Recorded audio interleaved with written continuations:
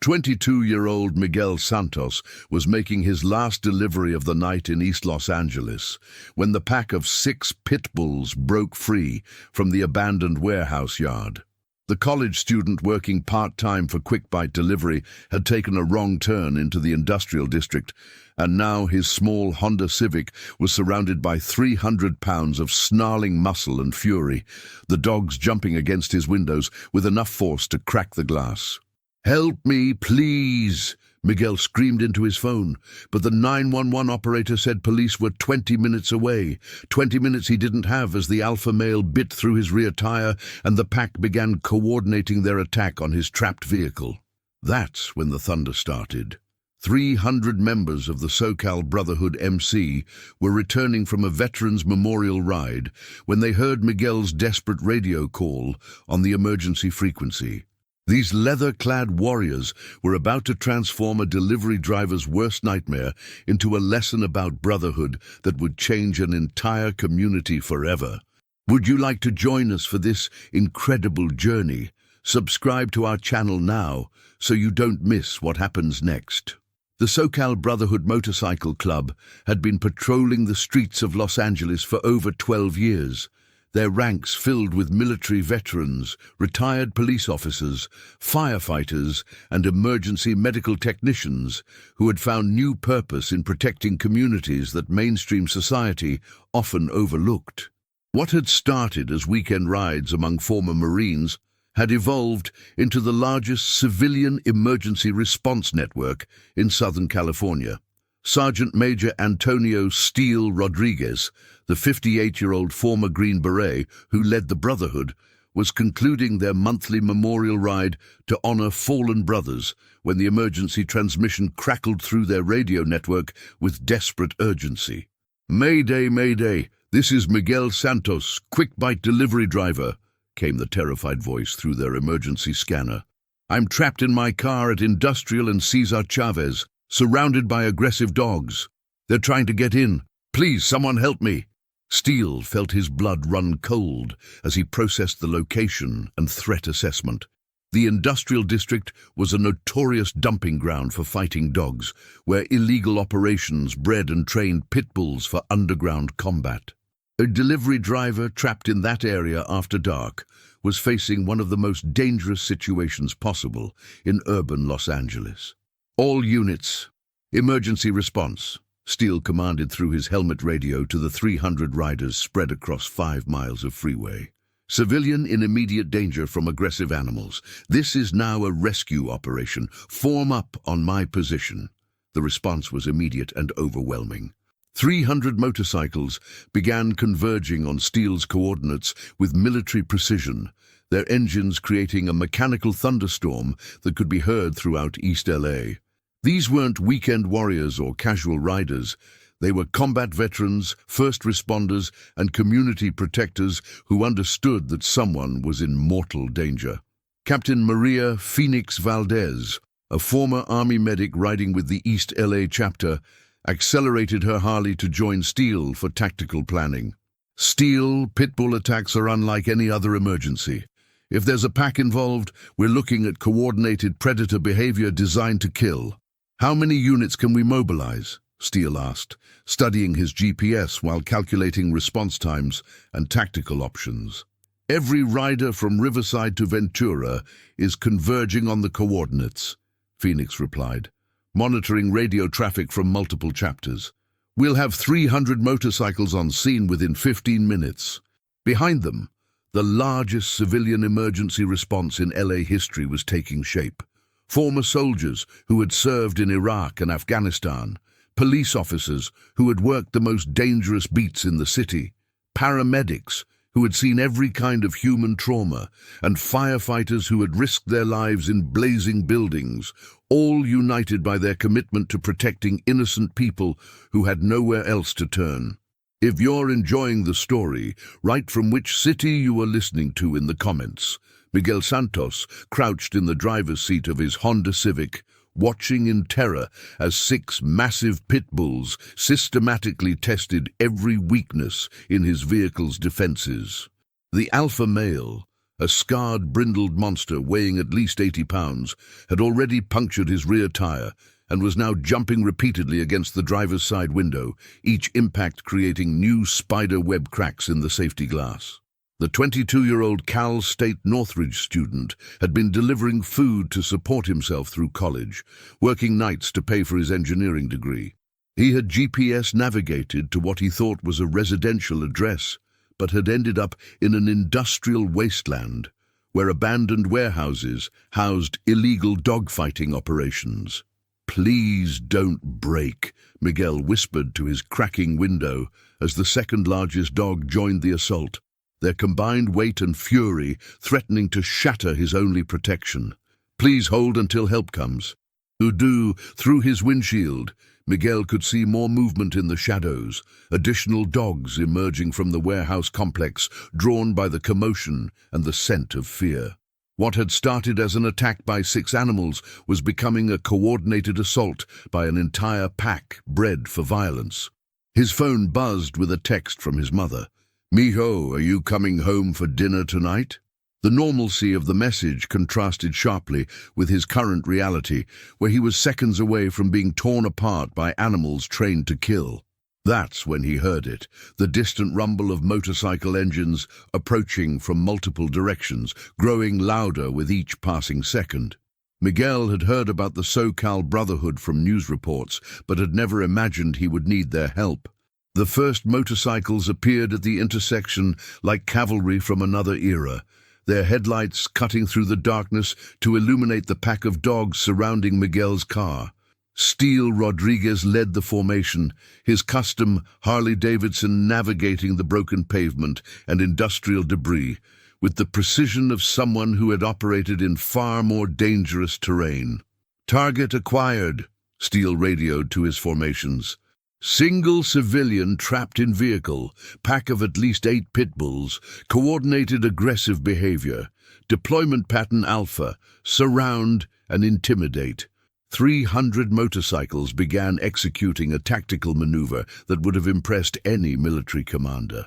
They formed concentric circles around Miguel's trapped vehicle, their engines revving in synchronized patterns, designed to create overwhelming auditory intimidation that would confuse and disorient the attacking dogs. The effect was immediate and dramatic. The Pitbulls, bred for fighting humans but unprepared for the mechanical thunder of 300 Harley-Davidsons, began showing signs of confusion and retreat, as their instinctive aggression conflicted with their survival instincts. "Phase 1 successful," reported Captain Rick "Hammer" Martinez, a former SWAT commander whose tactical experience made him invaluable for complex operations. "Dogs are showing retreat behavior. Alpha male maintaining position but showing uncertainty. If you've watched this far, say in the comments, what secret do you keep?" The rescue operation required precision that balanced human safety with animal welfare. The SoCal Brotherhood's approach wasn't to harm the dogs, many of whom were victims of human cruelty, but to create enough intimidation to allow Miguel's safe extraction while avoiding escalation to violence. Dr. James "Doc" Thompson, a veteran emergency room physician who served as the Brotherhood's medical coordinator, moved forward with his trauma kit. "Steele, we need immediate extraction. The civilian has been under extreme stress for over 30 minutes. He's going to be in shock."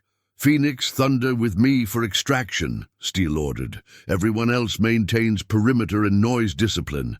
We get this kid out safely." The extraction team moved through the protective corridor created by 300 motorcycles, their approach coordinated to minimize perceived threat to the dogs while maximizing protection for Miguel. Phoenix reached Miguel's car first, her medical training allowing her to assess his condition through the cracked window. "Miguel, I'm Captain Valdez, former Army medic," she called through the glass. "We're here to get you out safely." "Can you unlock your door?" Miguel's hands were shaking so badly he could barely operate the door handle, but he managed to unlock the vehicle as Steele and Thunder positioned themselves to provide immediate protection. The moment the door opened, Phoenix pulled Miguel from his car and into the protective circle of motorcycles. I'm safe? Miguel asked in disbelief, looking around at the sea of leather-clad bikers who had materialized from nowhere to save him. You're safe, Steele confirmed, his weathered face showing the satisfaction of another successful rescue. You're with the Brotherhood now. The dogs, confused and overwhelmed by the massive human presence, began retreating toward the warehouse complex.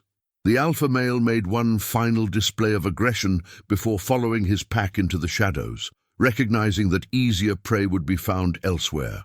All clear, Hammer reported as the last of the Pitbulls disappeared into the industrial maze. Threat neutralized, without casualties on either side. Miguel stood in the center of 300 motorcycles, his mind struggling to process what had just happened. One moment he had been facing certain death from a pack of trained killers. The next, he was surrounded by protection more overwhelming than anything he had ever imagined. "Who are you people?" he asked, still trembling from the adrenaline crash that followed extreme terror.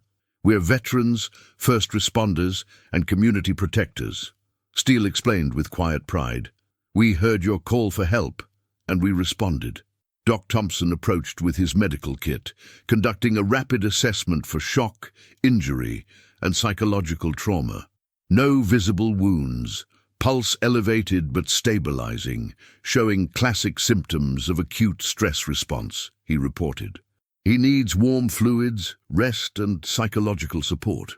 He needs to understand that he's not alone anymore, Phoenix added with the empathy that came from someone who had seen too many people face danger without backup. 5 years after his rescue from the Pitbulls, Miguel Santos had become something he never could have imagined during his terrified minutes trapped in that Honda Civic. A leader whose work was transforming the same East LA communities where he had once delivered food to pay for college. The former engineering student turned social worker had established 3 community centers, 2 youth mentorship programs, and a gang intervention initiative that had reduced youth violence by 40% in target neighborhoods. Steele Rodriguez sat in Miguel's office at the Hermanos Unidos Community Center, reading the latest statistics from Miguel's violence prevention programs, while the sound of children playing basketball echoed from the gymnasium that had been built with donations from motorcycle clubs across California. The walls were decorated with photos of success stories, young people who had chosen education over gang membership, families who had escaped cycles of violence, and communities that had been transformed through coordinated intervention efforts. "These numbers are extraordinary," Steele said, studying Miguel's quarterly report. 67 youth diverted from gang recruitment, 43 families relocated from dangerous situations, and 88 young people enrolled in higher education programs. "You're changing entire generations." Miguel smiled as he watched a group of teenagers working on homework with volunteer tutors, many of whom were SoCal Brotherhood members who had traded their evening rides for education support duties. "I'm just applying what you taught me that night, that protecting others is the most important work anyone can do."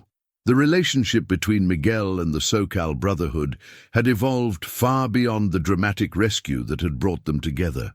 The young man who had been saved from certain death had become the Brotherhood's primary community liaison, helping them understand local needs and develop programs that addressed root causes of violence rather than simply responding to emergencies after they occurred.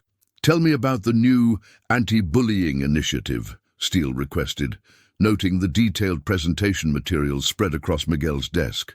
"We're partnering with 15 schools to train students in conflict resolution and bystander intervention," Miguel explained enthusiastically. "The curriculum combines traditional mediation techniques with the Brotherhood's philosophy of protection and service." The program had been developed after Miguel witnessed a high school student being cornered by gang recruiters in the same industrial district where he had been attacked by Pitbulls. The memory of his own helplessness had motivated him to create intervention systems that would ensure other young people never felt as alone and terrified as he had that night. "The kids respond to Brotherhood members because they represent genuine strength without intimidation," Miguel continued, pulling out testimonials from program participants. When a former Green Beret tells a teenager that real courage comes from protecting others, not hurting them, it carries weight. D.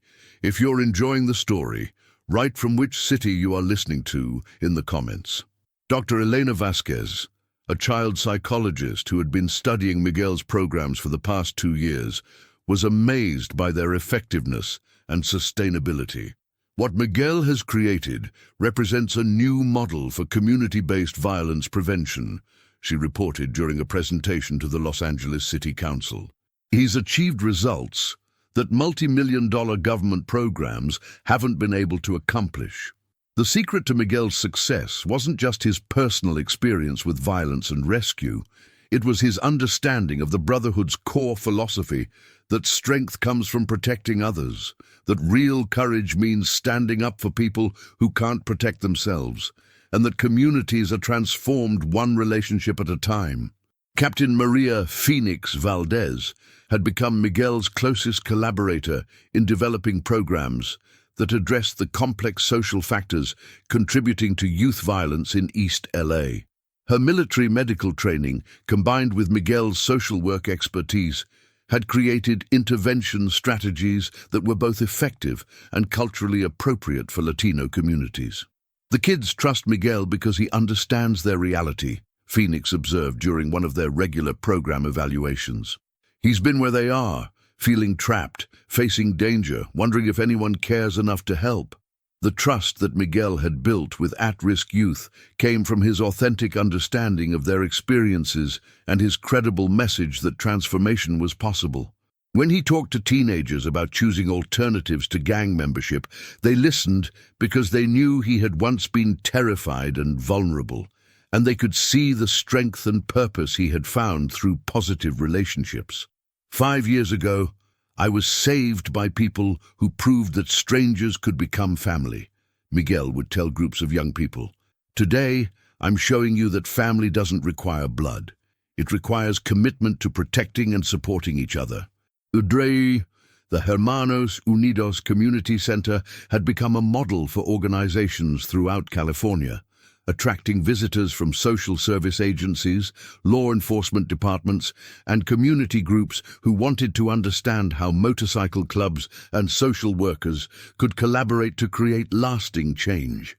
Rosa Santos, Miguel's mother, had become the center's family outreach coordinator, using her experience as a single mother to help other parents navigate crisis situations and access community resources. Her transformation from a fearful woman working 2 jobs to a confident community leader demonstrated the ripple effects of the Brotherhood's protective philosophy. When they saved Miguel, they saved our entire family, Rosa explained to visitors who came to study their programs. But more than that, they showed us how to help save other families facing similar challenges. The center's success had attracted foundation funding, government contracts, and corporate sponsorships that allowed Miguel to expand his programs throughout East LA. But he insisted that the Brotherhood's volunteer involvement remained central to all activities, understanding that the authentic commitment of former soldiers and first responders couldn't be replaced by paid staff. If you've watched this far, say in the comments, what secret do you keep? Perhaps the most significant transformation was visible in the SoCal Brotherhood itself. The organization that had once focused primarily on emergency response and crisis intervention had evolved into a comprehensive community development network that addressed everything from education and job training to family counseling and conflict resolution. Miguel taught us that rescue isn't just about pulling people out of immediate danger, Steele reflected during the Brotherhood's annual strategic planning meeting. Real rescue means helping people build lives where they don't need to be rescued. The evolution of the Brotherhood's mission had attracted new members who were drawn not just by the excitement of emergency response, but by the opportunity to engage in sustained community service that created measurable improvements in people's lives. Former teachers, social workers, business professionals, and retirees had joined the traditionally military and law enforcement membership, bringing diverse skills and perspectives. Sergeant Carlos Tank Morales, a former Marine who had served 3 tours in Afghanistan, found renewed purpose in the Brotherhood's educational programs after struggling with post-traumatic stress and unemployment following his military discharge. "Working with these kids gives me the same sense of mission I had in the Corps," he explained during a volunteer appreciation ceremony. "I'm still protecting people, just in a different way." Dr. James Doc Thompson had established a mental health support network within the Brotherhood that provided counseling and therapy services for both members and community residents. His understanding of trauma, combined with the trust relationships that motorcycle club members had built, created unique opportunities for healing that traditional therapeutic settings often couldn't achieve. "Many of our members carry invisible wounds from military service or first responder careers," Doc explained during a presentation about veteran mental health. "But their commitment to helping others provides both healing for themselves and protection for their communities." The Brotherhood's growth had required new organizational structures and training programs that maintained their core values while accommodating increased membership and expanded responsibilities. Miguel had played a crucial role in developing orientation curricula that helped new members understand the difference between motorcycle club brotherhood and gang affiliation. "We're not a gang that happens to ride motorcycles," Miguel would explain to potential members. "We're protectors who use motorcycles as tools for community service. Everything we do is about making other people safer, not making ourselves more powerful." The annual Miguel Santos Day celebration had become one of East LA's largest community events, bringing together thousands of people whose lives had been touched by either Miguel's programs or the Brotherhood's protective services. The event commemorated not just his rescue, but the ongoing transformation that had resulted from that terrifying night 5 years earlier.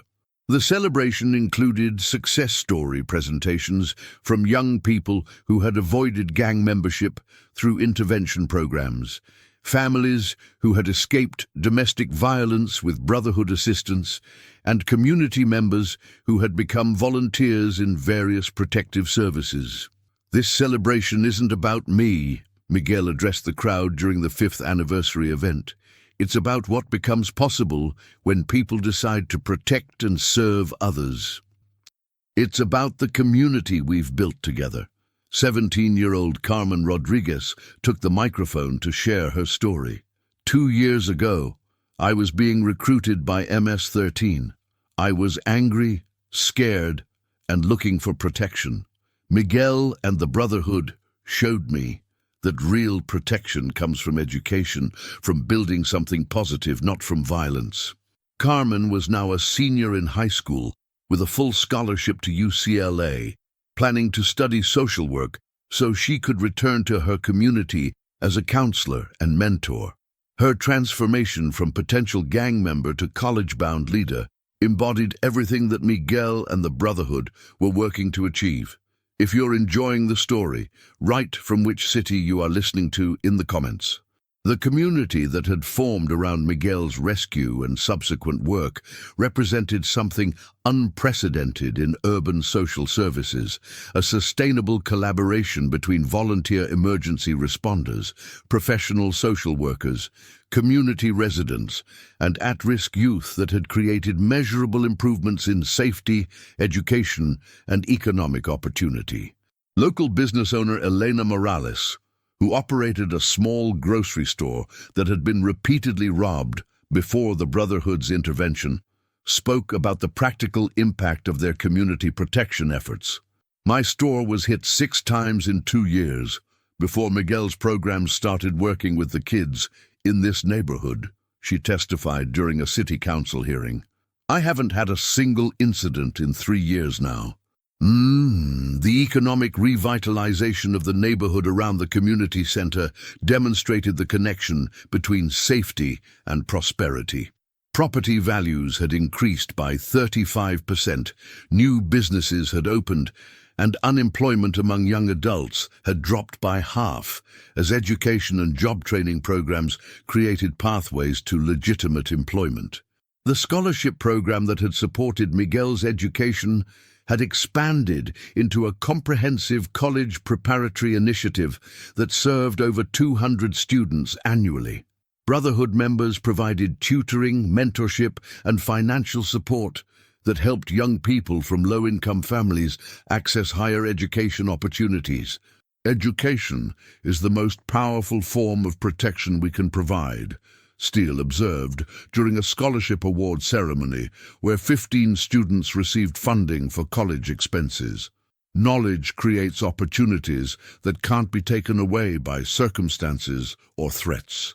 Miguel's influence on the Brotherhood extended beyond program development to fundamental changes in how they understood their role in community protection. Traditional motorcycle club culture emphasized loyalty to members and suspicion of outsiders, but Miguel had helped them expand their definition of brotherhood to include entire neighborhoods and vulnerable populations. Miguel showed us that protecting our brothers means protecting everyone's brothers and sisters, explained Captain Rick Hammer Martinez during a leadership training session for new chapter presidents. Real strength comes from making our entire community stronger. Myrtle. The Brotherhood's reputation had evolved from a somewhat mysterious organization of tough bikers to a recognized and respected community institution. Local politicians sought their endorsement, police departments collaborated on safety initiatives, and social service agencies referred clients to their programs. But perhaps the most significant change was in how young people in East LA viewed the concept of toughness and masculinity. Miguel's example, supported by Brotherhood members who embodied strength through service rather than violence, had created new role models for teenagers who might otherwise have been attracted to gang culture. Before Miguel's programs, being tough meant being willing to hurt people, observed Maria Santos, a high school counselor who worked closely with the Brotherhood's anti-bullying initiatives. Now our students understand that being tough means being willing to protect people, even when it's difficult or dangerous. If you've watched this far, say in the comments, what secret do you keep? 10 years after his rescue, Miguel Santos had been appointed to the Los Angeles County Commission on Youth Violence, where his programs and philosophy were being implemented throughout Southern California. The former delivery driver who had once been trapped by Pitbulls was now advising government agencies on community-based solutions to problems that had plagued urban areas for generations. The commission appointment represented official recognition of Miguel's expertise and the effectiveness of his community-centered approach to violence prevention. But for Miguel personally, it represented an opportunity to scale up the lessons he had learned from the Brotherhood and apply them to help families throughout the region.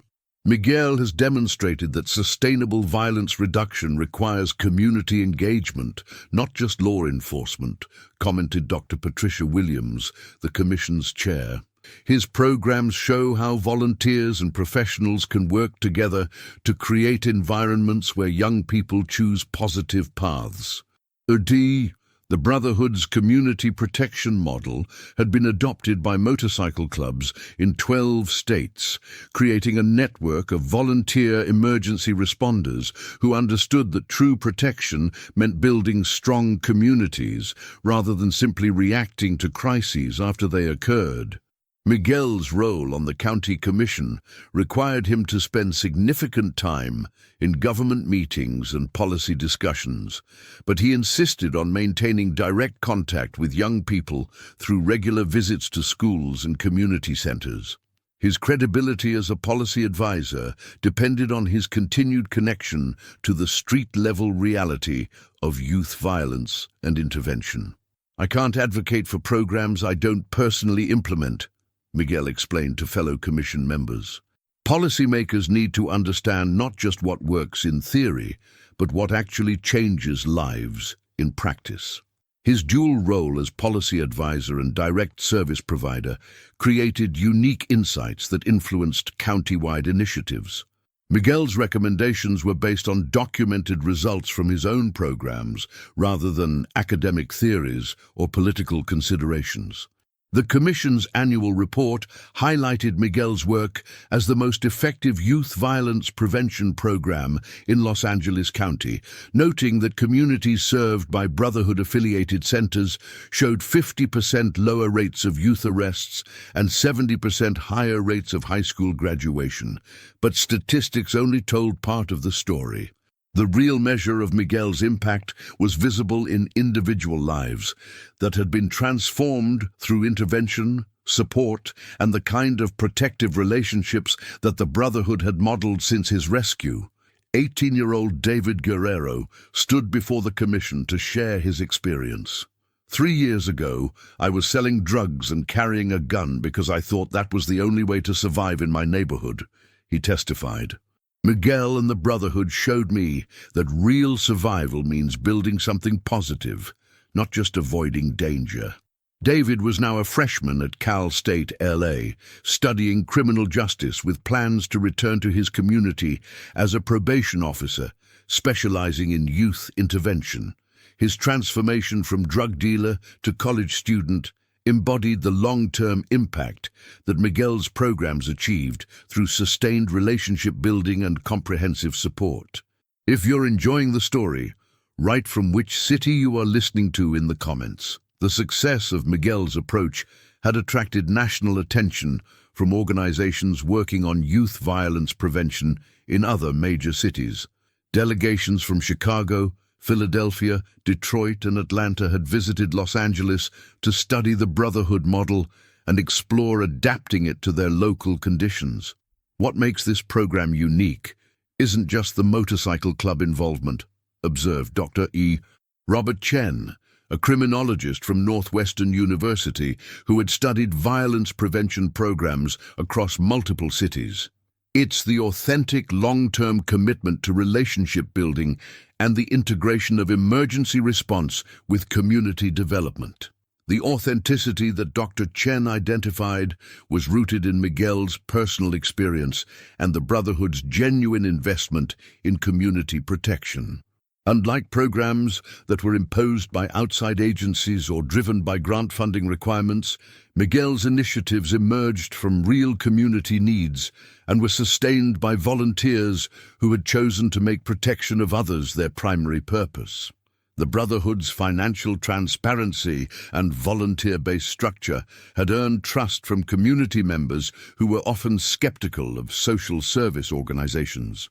Their annual budget was publicly available, their programs were evaluated by independent researchers, and their leadership included community residents rather than just outside professionals. Rosa Santos, now the center's associate director, had become a powerful advocate for community-controlled violence prevention programs. Too many programs come into our neighborhoods with outside solutions for problems they don't really understand, she explained during a conference on community-based social services. Miguel and the Brotherhood started with our community's wisdom and added resources to support what we already knew we needed. The mother who had once feared for her son's safety was now helping other parents navigate crisis situations and access support services. Her transformation from isolated single mother to community leader demonstrated the multiplier effect of effective intervention programs. The Brotherhood's model had influenced policy discussions at state and federal levels, with Miguel serving as an expert witness for congressional hearings on community violence and youth development.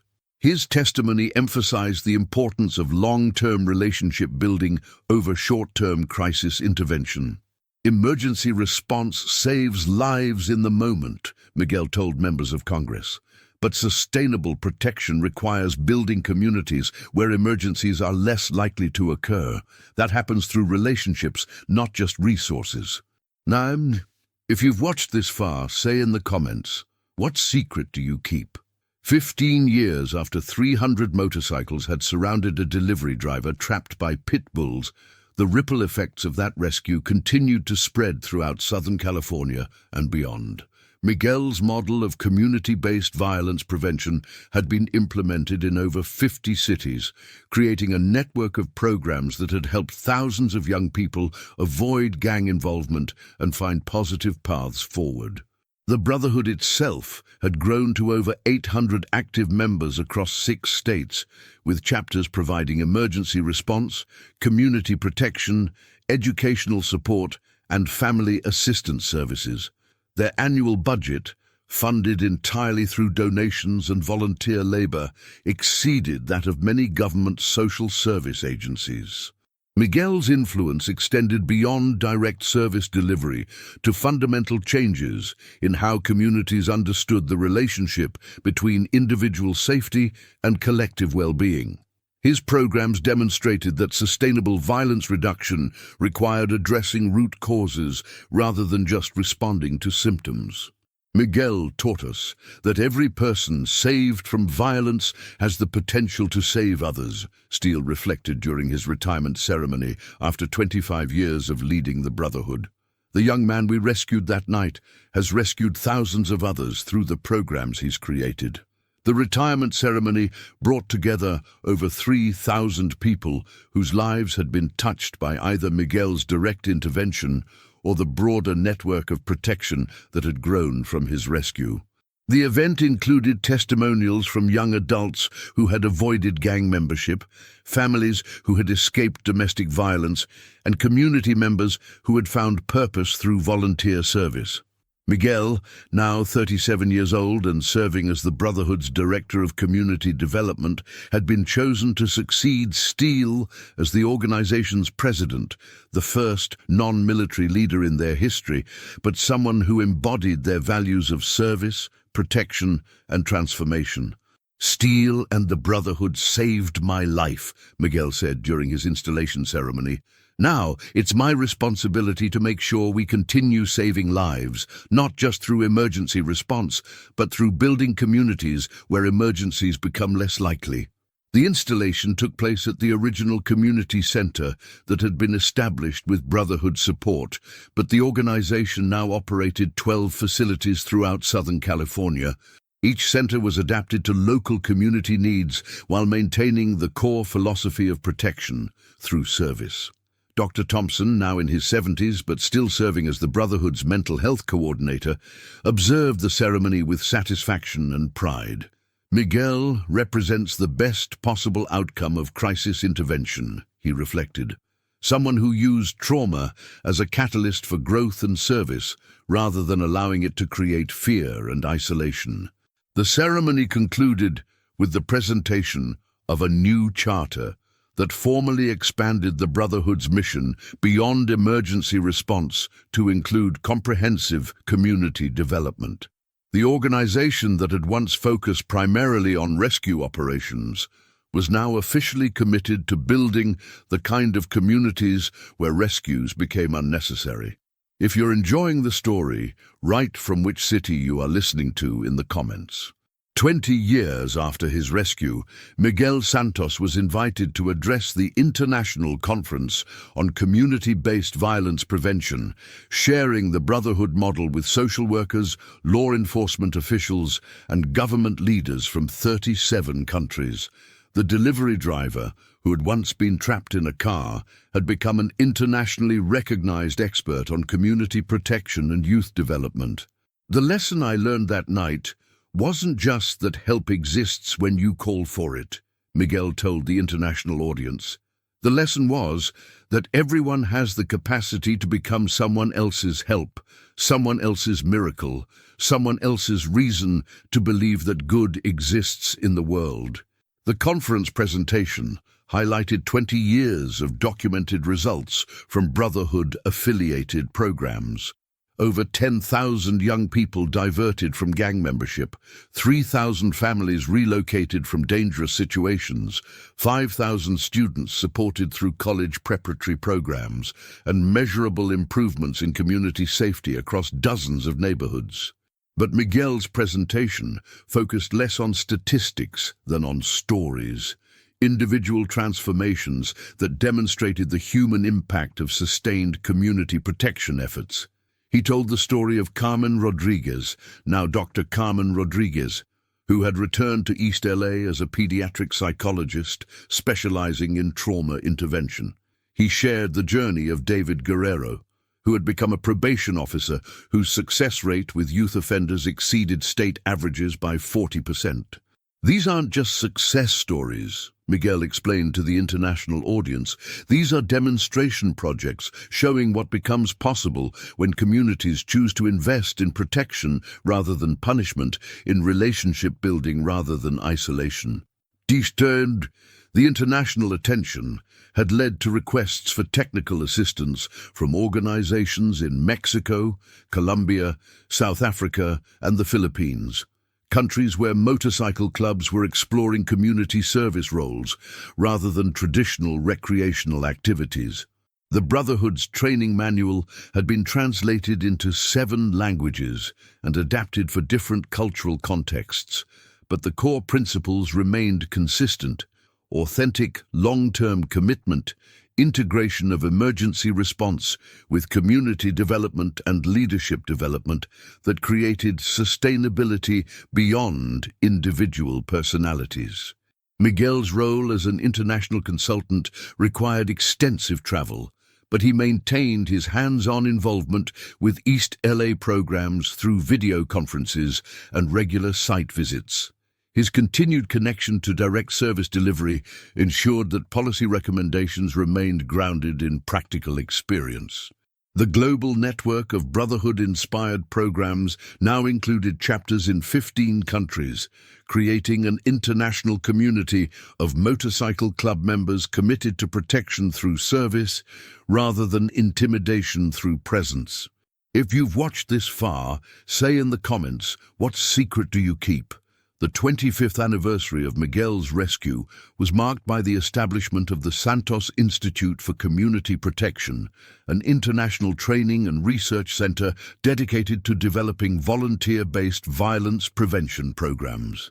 The institute's headquarters were located in the East LA neighborhood where Miguel had grown up, ensuring that global expertise remained connected to local community needs. The Institute's founding ceremony brought together motorcycle club leaders, academic researchers, government officials, and community organizers from around the world. The event demonstrated how far the movement had spread from its origins in one terrifying night when Pitbulls had trapped a delivery driver. Steele Rodriguez, now in his 80s but still sharp and engaged, served as the Institute's founding director emeritus. 25 years ago, we rescued one young man from a pack of dogs, he reflected during his keynote address. Today, the network that grew from that rescue is protecting communities around the world. The mainstream media coverage of the anniversary finally told the complete story of Miguel's rescue and its aftermath. Major newspapers, television networks, and documentary filmmakers had discovered that the Brotherhood's work represented something unprecedented in community organizing. A grassroots movement that had achieved measurable social change through volunteer commitment rather than government funding or corporate support. But even comprehensive media coverage couldn't fully capture the depth and complexity of what had been created. The transformation of East LA, the international network of protection-oriented motorcycle clubs, the thousands of individual lives that had been changed, all traced back to a moment when 300 strangers had chosen to risk their safety for someone they didn't know. Miguel's closing remarks at the anniversary ceremony emphasized the ongoing nature of their work. This anniversary isn't about celebrating what we've accomplished, he told the assembled crowd. It's about recommitting to the work that still needs to be done. Every community deserves the kind of protection we've built here.